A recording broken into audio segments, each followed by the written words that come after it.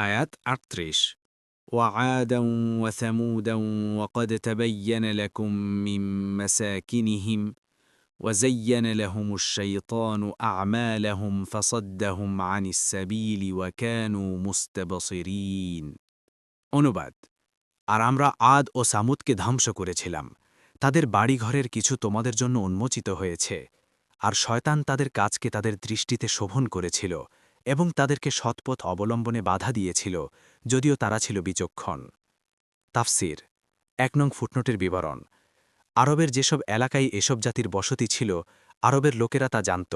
দক্ষিণ আরবের যেসব এলাকা বর্তমানে আহকাফ ইয়ামন ও হাদরা মাউত নামে পরিচিত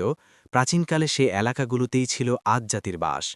হিজাজের দক্ষিণ অংশে রাবেক থেকে আকাবা পর্যন্ত শুয়েব জাতির এবং মদিনার ওয়াদিউল কুরা থেকে তাইমা ও তাবুক পর্যন্ত সমগ্র এলাকা আজও সামুদ জাতির ধ্বংসাবশেষে পরিপূর্ণ দেখা যায়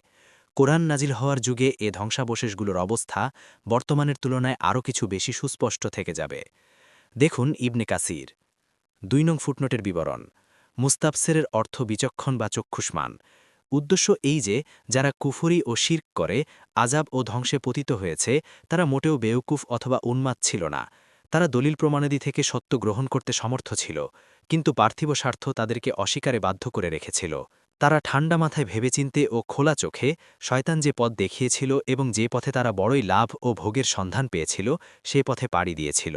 এবং এমন পথ পরিহার করেছিল যা তাদের কাছে নিরস বিশ্রাদ এবং নৈতিক বিধিনিষেধের বেড়াজালে আবদ্ধ হওয়ার কারণে কষ্টকর মনে হয়েছিল দেখুন ফাতহুল কাদির